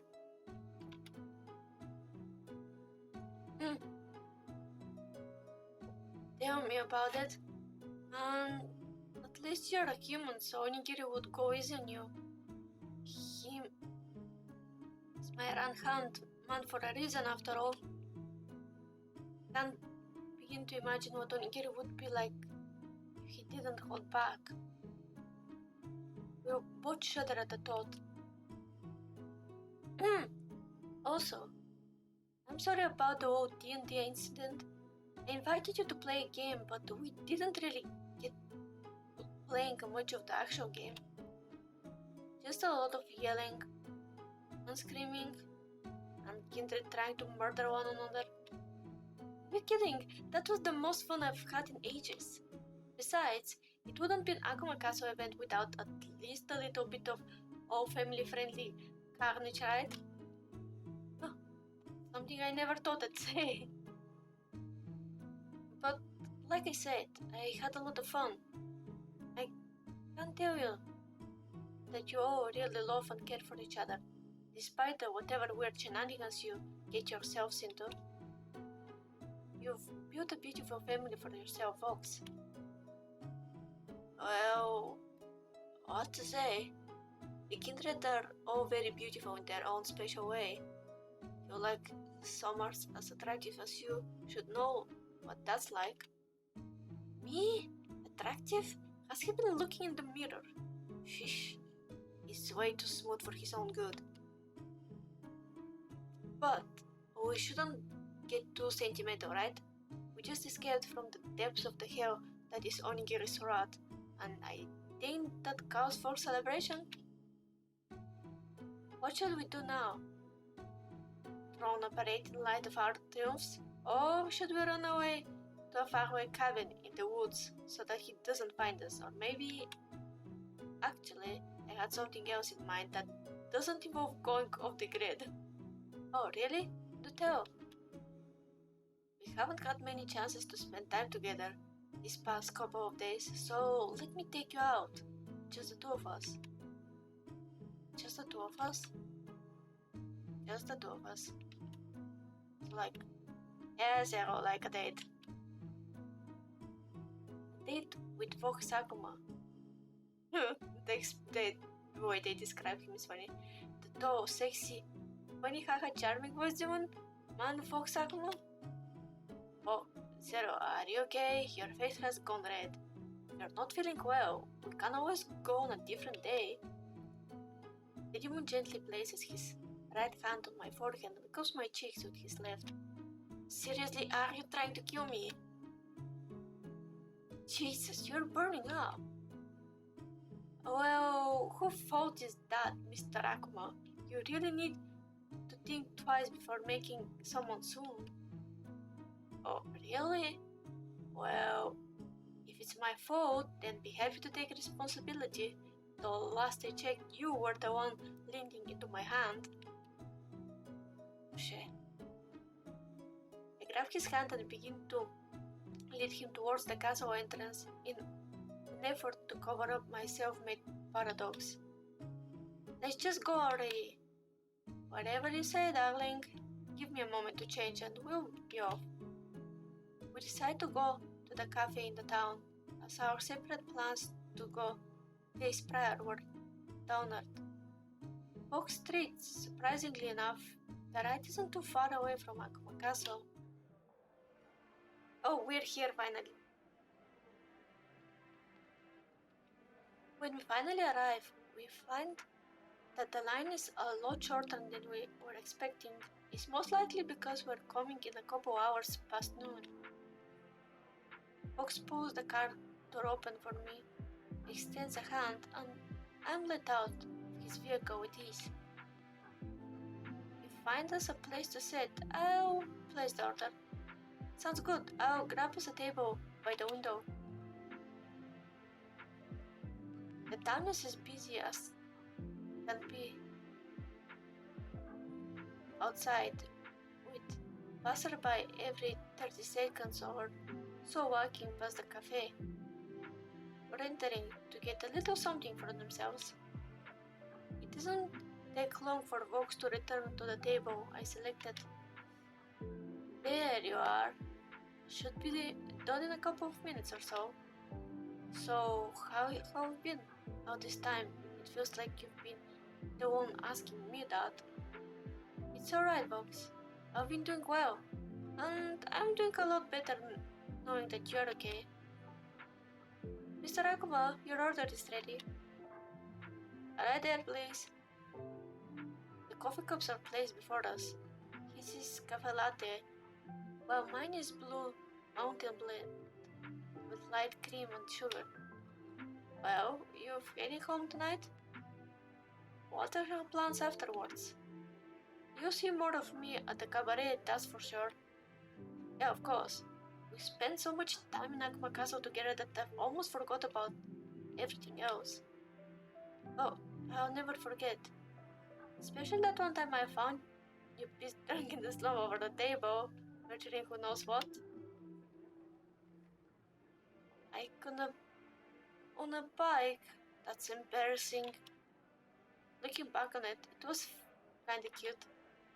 It's not cute. I probably made a complete and utter fool of myself.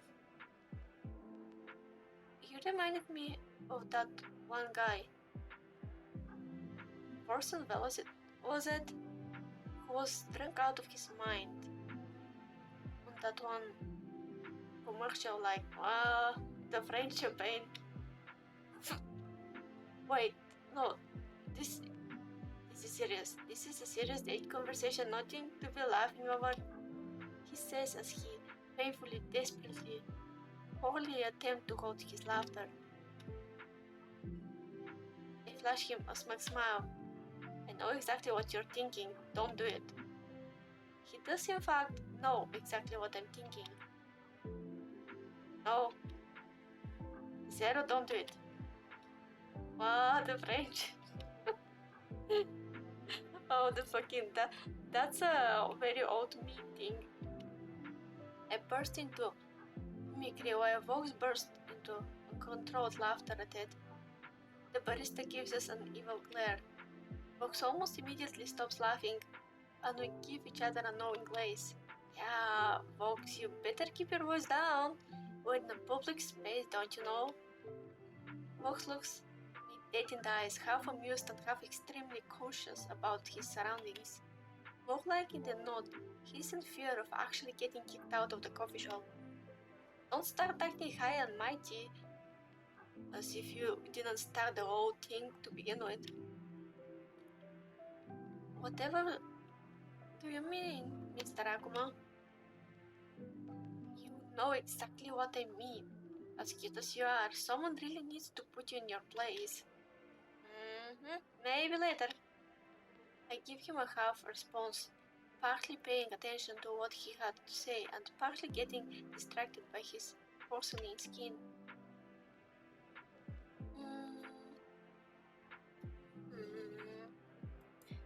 Which one? Again, I'm checking if it's the right, so it doesn't matter. Okay. I reach over and pinch his cheeks. What was that for? I just felt like it. You have a cute, squishy cheeks. I told you already, I'm not cute. I'm scary demon man and I'm out to get you. Fox attempts at drown out menacing roar to match his description of himself, but it still doesn't convince me. I see. A cute and scary demon man with squishy cheeks. The two of us enjoy our cups of coffee, although we're talking about everything and nothing at the same time. When the porcelain mugs are both emptied, we look at one another, stupid contempt on our faces. Well, would you care to head back over? Sure, I do enjoy spending my time with you though. This won't get in the way of you doing your work, right? No, I'm pretty good at getting stuff done quickly when it's something I enjoy. I finished up yesterday, so you have me all over to yourself for tonight. What kind of host I would be if I didn't tend to my guests at the day they are leaving my home. A cute but terrible host? Shut up before I make you. That sounds like an enticing offer. Did you say? Nothing. Oh god. After the clean, seamless and definitely smooth segue in the conversation, the two of us make our way back into the vehicle. But what we find in the parking lot is a bit unusual. Peeking from behind the car are two sets of horns with an uniquely colored hair underneath. Guys, what are you doing out here? We took Koi motorcycle over here because we wanted to see how things were going. Hey, why do you feel the need to out me like that? You're the one who was worried and I could never say no to you, so I offered to take you with me. I recognized his car, then it was your idea to wait here for them like weirdo. I wanted to jump scare him, guess that didn't work. The horns kinda gave it away. Knew I shouldn't gotten them trimmed today. Well, hey, since we're all here though, wanna grab a bite to it? I'll treat us some crabs. Oh, that sounds lovely. Let's do that. I want extra bananas. I'll pass on the bananas. Do they have strawberry and cream ones though? Oh, do you want better? A strawberry and blueberry crepe with jam. How is place working at this time? I make my way down to the corridor to find Civil Koi talking, curiosity getting the better of me. I chime in when the timing feels right. I just don't know if it's even our place to ask. Sorry to interrupt, but ask what? Hey Zero, so where do we keep running into each other, huh? Not that I mind. I didn't think much of it until you lampshaded it like that, but anyway, what were you two planning on asking Vox? I can only assume. Well, we wanted to ask Vox if we'd be seeing more of you after you leave, because we've really been enjoying the time we spend with you. I just can't bring myself to tell him. Not right now, anyway. What do you mean right now? They point at the window behind us, where the massive sakura trees, even ever tall and sturdy, with lanterns hung high above. It's where Milord usually goes to relax and to reflect on everything. You can only imagine my reluctance to disturb him. Yeah, but maybe Zero here is exception. His eyes sparkle when he looks their way. You guys know you won't need to ask the kind of question, right? Of course I have plans to come back and visit. And you can always visit me at work or at my apartment. Just so long as you don't go causing as much mischief as you did earlier today. Oh, what? But I like mischief. But hey, do you really mean it, Zero? You really have us? Absolutely. You guys are my friends after all. I begin to shift in their place, and something resembling of somewhat sincere smile begins to creep on their face. Alright, bring in the softies, group hug. The three of us encircle one another in a warm embrace. But now that I think about it, he must have been out there for some time now. Do you suppose he's working out there? Well, only one way to find out, isn't that, Zero? You should go to him.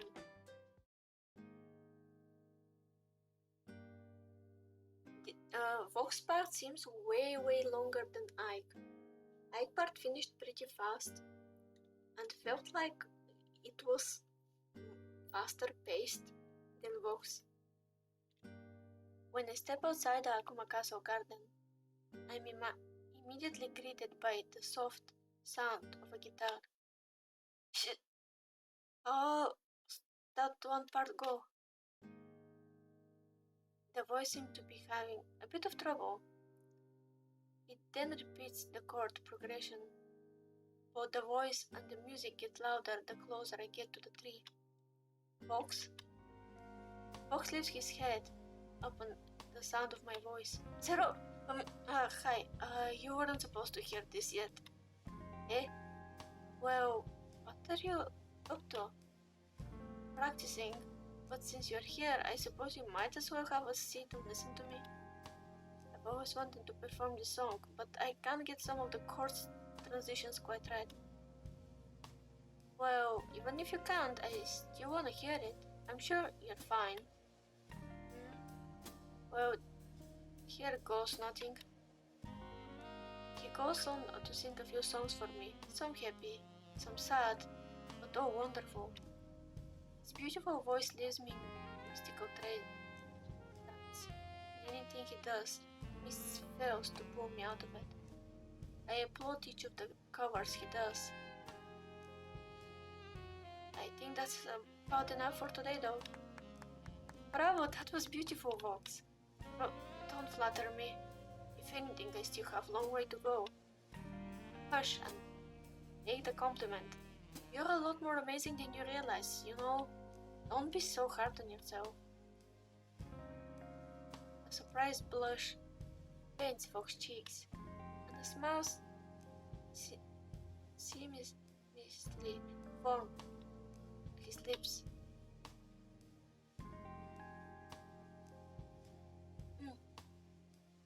And if you ever need a reminder of how incredible you are, you know who to tell, right? Who to call, right? And if you still don't listen to me, then I'll bite you. But really, such an enticing offer only makes me want to mess with you a little more. Shut up, you know what I mean. Oh god, oh that's beautiful, what the hell? Wow, look at that. Night falls at Takuma Castle, but the paper lanterns above us illuminate our faces and keep them out of total darkness. Can't help but smile at the way his eyes glitter, the way his face is illuminated in the flame's soft glow. Do you remember what I told you the other day about cherry blossoms? You said they were a symbol for new beginnings, didn't you? Yeah, I did. You know, I think I'm starting to believe in the cherry blossoms again. In the message they deliver, as each petal flutters to the ground. Oh, because I met you. I never thought I could connect with anyone the way I connected with you. You were a sight to behold the moment I first laid eyes on you, sure, but I never thought in a million years that the two of us would be this close. It feels like my world has become more colorful even since you set foot in the castle.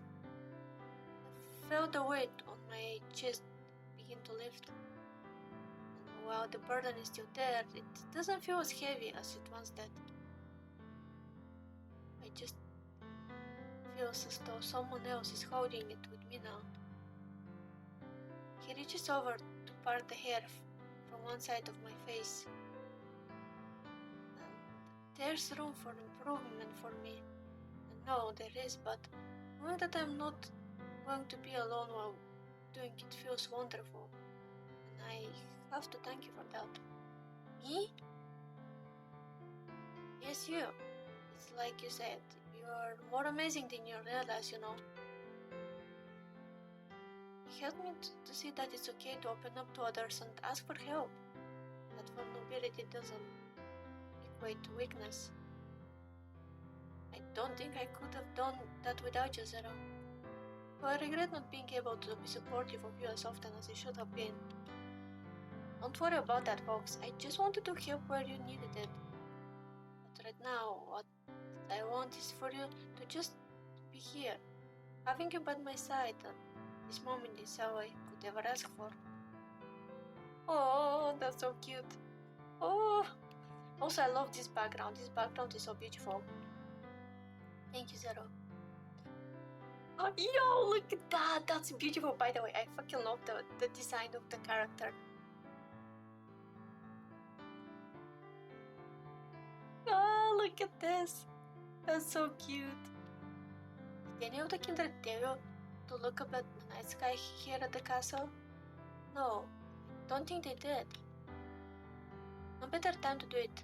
The stars shine so much brighter here because Akuma Castle is so remote from the main city. The smoke and light pollution that invade the skies don't reach us here. So every night, you'll find a sparkling night sky to let your mind wander through. I raise my head on his shoulder, smile, wavering. Almost like fireflies, the stars flicker in and out of sight, as if they are speaking to one another. Oh, it's beautiful, right? It's really something special, folks. Just like you. No, I think out of everyone here. Hey, what did we say about taking compliments? I might need to hear it a few times before I can believe it myself. You're special to me. You're special to me. Don't wear it out there, Zero. Otherwise, I'll never believe you. Alright, fine. One more time? Hehe, alright. You big softy. You're special to me. Oh, that's so cute. I love the way they made everything shine. Oh no, if he kisses, I'm gonna close your eyes for me. Oh, I feel a warm hand on my cheek, a longing sensation that melts into my skin. His hand slides down towards my eyes to intertwine itself in my hair as he draws closer. It's quiet enough for me to hear the soft hitches in his breath, our racing heartbeats, or perhaps it's the whispering of the night sky. Though I cannot see him, I lean closer. Oh, it's a kiss and it's so cute. Oh, that was so cute. Our lips take their time to connect, but when they do, it feels like the most natural things to do. It's though our lips were meant to connect so smoothly, so affectionately. It's a feeling I never knew I wanted so badly and didn't want it to ever go away. It even leans his forehead against mine. I only have eyes for you.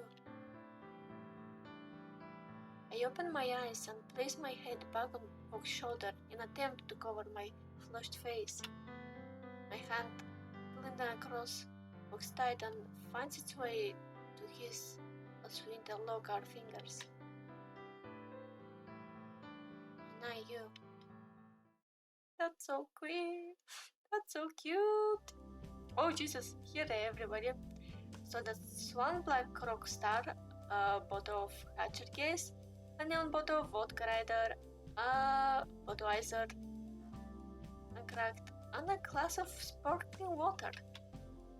Anything else I can get you, gentlemen? I think we're all good here, Zero. Thank you again for serving us tonight. The pleasure is all mine. You know, Zero, it's good that you're doing this for us, but maybe you should take a break too. See the 5 men sharing the food. Shu and Fox on both ends, Mister besides Fox and I beside Shu. Lucas sits in the middle, checking his drink of choice. I take the time to notice just how similar they look to a rainbow. I gotta get back to work though. These customers can't feed themselves. Zero, come on please, you can sit on my lap if you want. Oh my goodness, don't say that. That won't be necessary, I'll sit next to you. That's my sweet thing. the conversation continued to go on for a while. That means the rest know that we're a couple now. I love shoe design, like what he's wearing. I actually love all of the designs. The most out there design is actually Mr. The rest are almost comfy. Even Fox is kind of comfy, and Mr. is like streetwear, dark. I was saying is that honey, by its definition, is not vegan. Yeah, but some bees rely on beekeepers that give them their home, and those beekeepers usually know what they're doing and know better than to take too much honey. As long as the bees have enough of their own to eat and enough for the winter, it should be fine. But it's byproduct of an animal, that means it's not vegan. Wait guys, isn't... I suppose you'd rather sheep have their wool overgrown and heavy for them? The wool needs to go somewhere. We benefit from each other, you know. Guys, Mr. wanted to... Okay, sure, but vegan would argue that clothes don't need to be made out of things like wool or silk. You could just... Hey guys, I want to hear what Mr. had to say. Oh, this is something, a reference for the fact that Ike often helps Mr. especially before, like it helps Mr. talk because Mr. doesn't like interrupting people. No, it's not important. They can't keep talking. I think it's important. Go ahead, Mr. Okay, well, I was gonna say the regular honey is made mostly from sugar anyway, right? So it's not like much honey is used in making of the honey we see on the shelves. Yeah, like I said, it's not important. Actually, you're right, Mister. That's a really good point. So if we are not even using all the much of the store-bought product, then are we taking much away from them? Does it really matter? It was odd enough hearing Shu and Hugo talking about it the last time. Come on, guys. We're here to have a good time, not talk about bees. I like that they mentioned Hugo. In all honesty, I wouldn't put it past them to start arguing about how GIF was pronounced if they had the chance.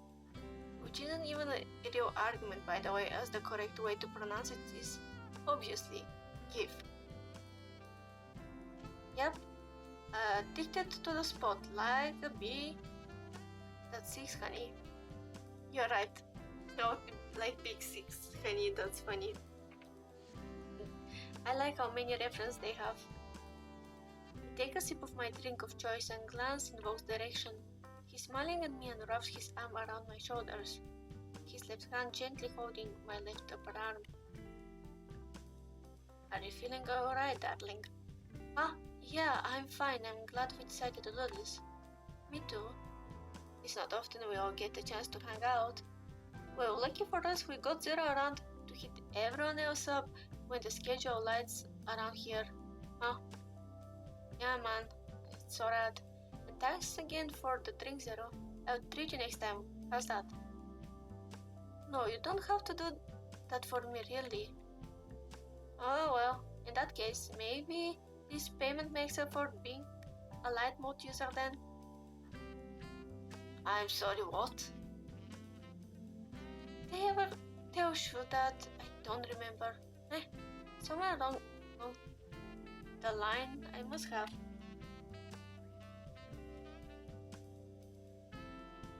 Who cares what kind of screen you're using? As long as we're together and having a good time, that's plenty for me.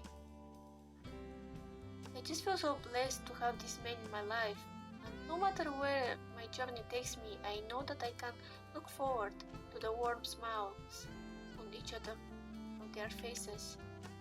Well, what can I say? There's only one thing I like through the night. Now then, it's party time! The reference to it's party time. Oh, the end is Royal Flush. It's not even his end, I think. I don't know if it's his end. Oh, Jesus. Yay!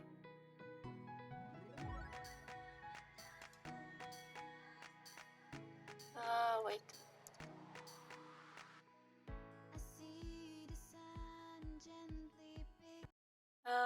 Wait, let me move this. I'm purposely not showing the last scene because I genuinely want you people to actually play the game. Like, the game is so good. It deserves as much attention as you can give it, actually.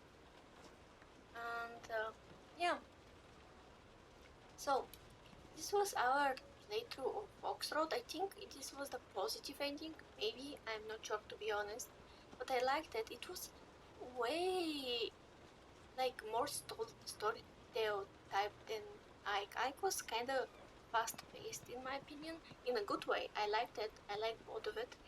They're just different. In general, the creators were able to kind of make things different for each character, even though I checked only 2. Thank you for lurking and like showing up in chat. And I'm sorry that sometimes my reading kind of gets messed up. I just kind of see the words, but also don't, and my brain decides not to read them properly. It's very stupid. But that's why we are practicing. I was thinking of changing the schedule, so because we couldn't have the midnight talk today, I was thinking, since Light the Way was meant for Friday, I think, so we to have time for Mad Father to get tomorrow. Then the day after that, I have no idea what we're gonna play. Most likely we're gonna come back to our life, so I hope that you'll stick around for that too. And yeah, now, like we always do, we're gonna raid somebody. Given the time, I think we're gonna have plenty of people to choose from who to raid. Let me check.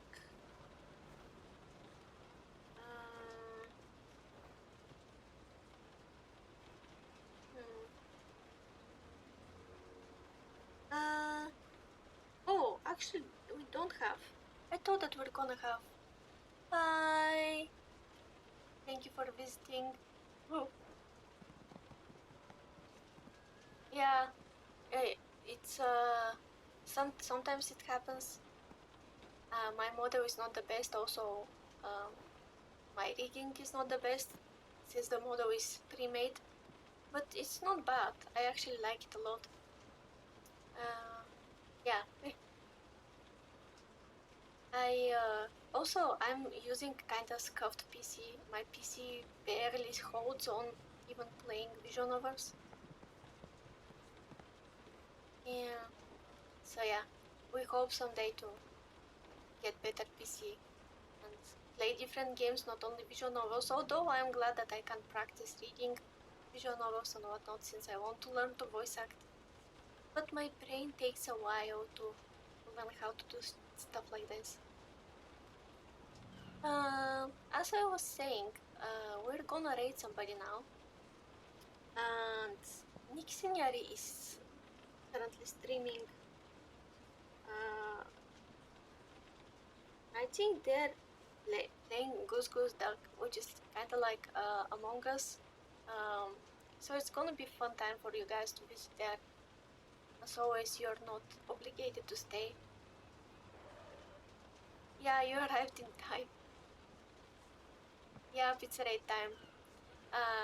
I always raid somebody at the end of my streams because I know how happy I get when people raid me, so I want to give that to people. Don't forget to say hi in their chat.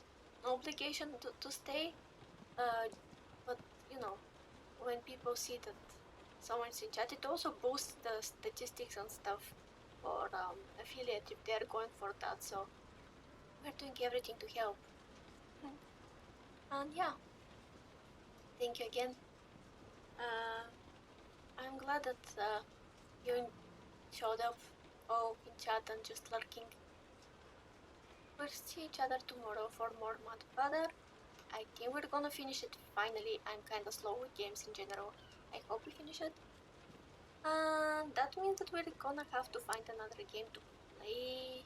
I'm gonna try to find another horror game that I can afford currently, since we broke on our side. That's why my PC is so bad. But yeah, we see what we're gonna do. See you tomorrow, guys. Take care of yourselves. Drink water.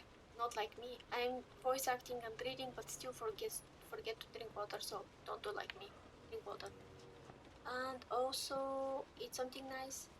And don't forget that you can visit the VODs of the stream when you want a small pick-me-up. The VODs are on YouTube if you're interested in checking anything. See ya!